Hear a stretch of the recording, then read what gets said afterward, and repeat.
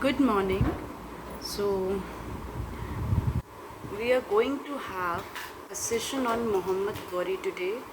I was getting lots and lots of messages regarding, ma'am, please make a video on Muhammad Ghori. So, I thought that obviously you have been seeing the glimpses little bit on screen also, so you may be little much excited and pondering over that how Muhammad Ghori entered India and looted and tried to establish his empire in India. So okay, now we start with Muhammad Ghori. Now Muhammad Ghori, Muhammad of Ghor, he came from a small province, Ghor. Okay, that is why he has been named as Muhammad Ghori. He is also been known as Muzuddin Ghori or Muzuddin Sam. Okay. Now, as you can see in your book Past and Present by Ratna Sagar, class 7th, it's written there that Mahmud of Ghazni made Muhammad Ghori his vassal. Now, who is a vassal? Okay, a man who fights for a ruler or a king in return for holding a piece of land, or better explained, like a person who was given land to live on by a lord in return for promising to work for him or fight for him. You can say that. Okay, now we move further. Now Muhammad of Ghor, obviously. Now, what was Ghor actually? If you pay a little attention on the topical sentence of Muhammad Ghori, Ghor was a small kingdom in present Afghanistan. Obviously, it was a province near the city Ghazni, and Muhammad of Ghor, he became independent after the death of Mahmud of Ghazni. Now, what was his aim? He came with an aim, target. Okay, unlike Mahmud Ghazni, he did not only wanted to amass wealth from India, he also wanted to invade India to establish an empire. And if we talk about his nature of invasion, what kind of invasion he had? Now, what is the meaning of invasion? See, invasion means to enter aggressively with armed forces into a territory. And what was his nature of invasion? You can say that it was very much different from that of Mahmud of Ghazni. He was the one who laid the foundation of Muslim domination in India. Now we move further. Over here you can see that in 1175 Muhammad Ghori conquered Multan. Okay, and in 1190 he conquered Punjab. So this you can say you can make a little just over here that he not only aspired to plunder the riches of India, but he also wanted to expand his reign, means time period in the country, that is obviously India. So he started by conquering the frontier states. Frontier state means the line where one country joins the another, or you can say simply border. Okay, so he started by conquering the frontier states of Multan, Sindh and Punjab. In his quest to conquer means to take control of any country, city or its people by force. Especially this word is used in war. So you can take an example of Napoleon, that like Napoleon's ambition was to conquer Europe. Okay. If you move further, when he moved to North India, it is here that he came in conflict with Prithviraj, Chauhan, and from here we see that the first battle of Panipat starts. Okay. Now, where was it? What was it all about? We move further down. Now, first battle of Tarain. First of all, children, you should know the base of it. Tarain, what is Tarain? It is near Thaneshwar, that is in present day Haryana, and Tarain is also known with the word Tauri, Taraori. and the date was 13th November. It's not given in your book, but I'm telling you it's 13th November 1191 AD, and it was fought between Prithviraj Chauhan and Muhammad Ghori. And what was the result? Obviously, Muhammad Ghori lost the battle, or ghurid forces, they got defeated, as you can see in the further lines, in the first battle of Tarain. And I just want to,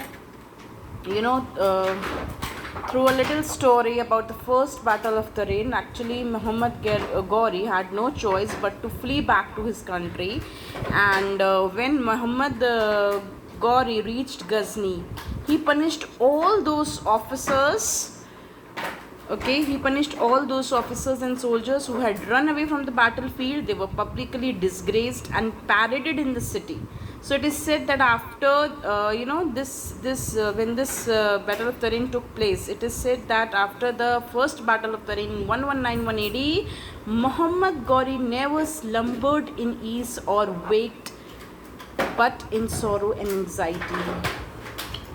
It means simply, children, that from that day he was not able to sleep properly. He could not digest his defeat. And we move further to the second battle of Tarain. Okay, now what happened in the second battle of Tarain? What happened? See, location is same, Tarain, Tarauri, you can say that, near again Thaneshwar, Haryana. Now year was 1192, just 1 year after the first battle of Tarain, and the result was that it is this battle which was won by Muhammad Ghori, or ghurid victory, you can say. See, Muhammad Ghori, he made full preparation to avenge his defeat. Many of Prithviraj Chauhan's former allies were at his, at this time indifferent to fight for him. And his enemy, King Jayachandra, you can see over here, of Kannauj, also supported Ghori, which reduced the Rajput army and thus led them to their defeat. So this time Prithviraj did not had adequate Rajput forces backing him. This was the end of the mighty Rajput rulers in North India, paving the way for the foundation of the Turkish rule in India. So the Turks ruled the country for about next 300 years. Now, what is the significance of this victory? This battle holds significance because this is the first time a non-Hindu power, I repeat, this is the first time a non-Hindu power was ruling the state of India, and the major cause, or the major reason for victory is lack of unity among Hindu kingdoms in India at that point of time. There was lack of unity. Okay, so basically what you can say, the points are hereafter. You can see that why did the Turks succeed. They are given very much in points, but still I just want to tell you that, see, the Rajput kingdoms were mostly not united. Okay, they never fought under one leader. It was easy for the Muslims to defeat them one by one. If they had a joint plan of action, and if Prithviraj Chauhan and Jayachandra had met Muhammad Ghori jointly in the battlefield, so it would have not been possible for Muhammad Ghori to defeat him. Okay, now obviously second point says the Turk had become adept in the new style of warfare, like using the swift and fast horses, whereas Indians still depended on the elephants and the infantry. Children, next is the spirit of national consciousness. So the national consciousness was weak. There existed a rigid caste system according to which it was the duty of only the Kshatriyas, that is the Rajputs, to fight. So Indians were mostly fighting among themselves. India was divided into small independent states. Okay, India was divided into small independent states. So there was no outstanding leader to save the country. Now children, just One thing more I just want to discuss in your book. Can you see this? A story from history. It's there here. Okay. Now, children, just look at this picture and read it out in your heart, and I'm going to explain you. Now, I'm doing the elucidation part. The brave Rajput, Prithviraj Chauhan. Okay, obviously he's the pride of India. Is said to have been taken to Ghor as a prisoner after Muhammad Ghori defeated him.